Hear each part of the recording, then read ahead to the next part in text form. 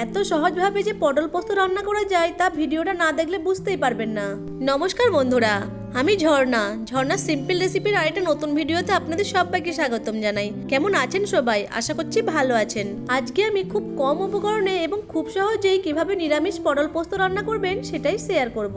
সামনেই আসছে পয়লা বৈশাখ। পয়লা বৈশাখের দিনে এইভাবে নিরামিষ পটল পোস্ত বানিয়ে পরিবেশন করতে পারেন।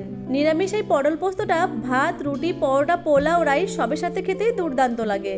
চলুন তাহলে রেসিপিটা শুরু করি। দারুণ স্বাদের পটল পোস্ত বানানোর জন্য প্রথমে আমি এখানে মিডিয়াম সাইজের 400 গ্রাম মতো পটল নিয়ে নিয়েছি। এখন পটলগুলোর খোসাটা ছাড়িয়ে নেব। আমি এখানে একটা ছুরি নিয়ে এইভাবে পটলগুলোর খোসা ছাড়িয়ে নিচ্ছি। আপনারা চাইলে পিলার দিয়ে পিলও করে নিতে পারেন। খোসাটা ছাড়িয়ে নেওয়ার পর পটলের দু সাইড থেকে এভাবে একটু কেটে বাদ দিয়ে দিতে হবে।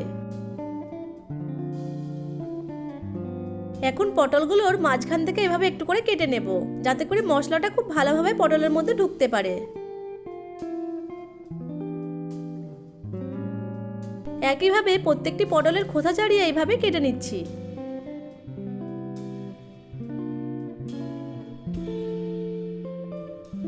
সমস্ত পটলগুলোর খোসা ছাড়িয়ে মাঝখান থেকে এভাবে একটু করে কেটে নিয়েছি। এবার পটলগুলোকে জল দিয়ে খুব ভালো করে ধুয়ে একটা প্লেটে নিয়ে নিচ্ছি।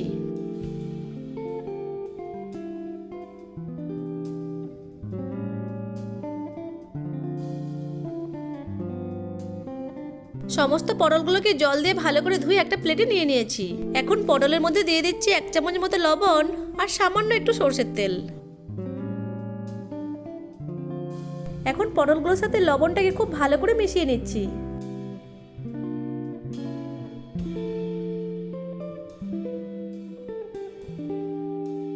লবণ মাখানো হয়ে গেলে পটলগুলোকে এইভাবেই 10 মিনিট মতো রেস্টে রেখে দেব।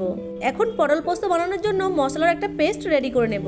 তার জন্য একটা বাটিতে নিয়ে নিচ্ছি 4 চামচ মতো সাদা সর্ষে, 2 চামচ মতো কালো সর্ষে আর নিয়ে নিচ্ছি 4 চামচ পোস্ত। এখন এর মধ্যে জল যোগ করে ভালো করে মিশিয়ে নিয়ে এইভাবেই 10 মিনিট মতো ভিজিয়ে রেখে দেব।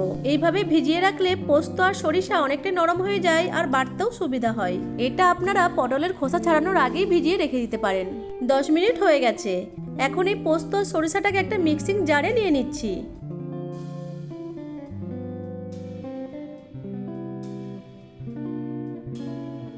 দিয়ে দিচ্ছি 1 ইঞ্চি মতো আদা আর 2টো কাঁচা লঙ্কা। এখন এগুলোকে গ্রাইন্ড করে একটা মিহি পেস্ট বানিয়ে নেব। দেখুন পেস্টটা রেডি হয়ে গেছে। পটল পোস্ত বানানোর জন্য মশলাটাকে একটু মিহি করেই পেস্ট করে নিতে হবে। এখন এই পেস্টের মধ্যে 1/2 চামচ লবণ দিয়ে মিশিয়ে নিচ্ছি। সরষের পেস্টের মধ্যে লবণ মিশিয়ে নিলে সরষেটা তেতো লাগে না। লবণটাকে আপনারা মশলাটা পেস্ট করার আগেই মিশিয়ে নিতে পারেন। মশলাটাকে এক সাইডে রেখে দিচ্ছি। এখন পটলগুলোকে ভেজে নেব। তার জন্য গ্যাসের ফ্লেম অন করে একটা কড়াইয়ে সরষের তেল দিয়ে তেলটাকে ভালো করে গরম করে নিচ্ছি। তেল গরম হয়ে গেলে পটলগুলোকে এক এক করে গরম তেলের মধ্যে দিয়ে দেব। এখন নেড়ে চেড়ে পটলগুলোকে ভেজে নিতে হবে। তবে এই রেসিপিতে পটলগুলোকে খুব বেশি ভাজবো না। যখন পটলগুলোতে হালকা এরকম একটা কালার চলে আসবে তখন পটলগুলোকে তেল ঝরিয়ে তুলে নেব।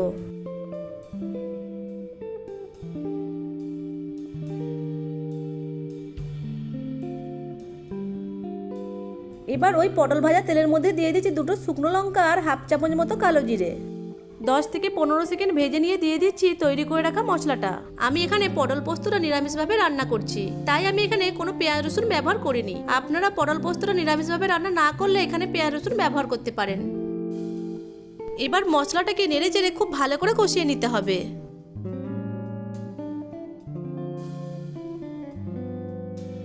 এখন মশলার মধ্যে দিয়ে দিচ্ছি 1/2 চামচ মতো হলুদ গুঁড়ো। হলুদ গুঁড়োটাকে মশলার সাথে খুব ভালো করে মিশিয়ে নিচ্ছি। এখন মশলাটাকে খুব ভালো করে কষিয়ে নেব যতক্ষণ না পর্যন্ত মশলা থেকে তেল ছেড়ে আসে। মশলাটাকে খুব ভালোভাবে কষিয়ে নিয়েছি আর মশলা থেকে তেলও ছেড়ে দিয়েছে। এখন ওই ভেজে রাখা পটলগুলোকে মশলার মধ্যে দিয়ে দিচ্ছি। এরপর পটলগুলোকে মশলার সাথে খুব ভালো করে মিশিয়ে নিচ্ছি।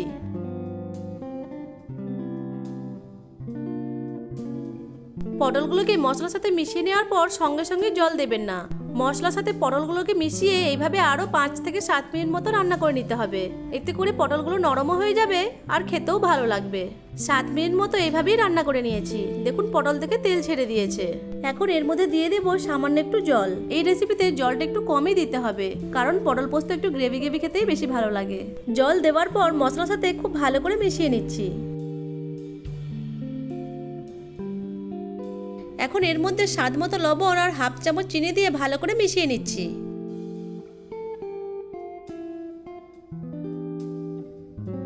এরপর ঢাকা দিয়ে গ্রেভিটাকে খুব ভালো করে ফুটিয়ে নিতে হবে।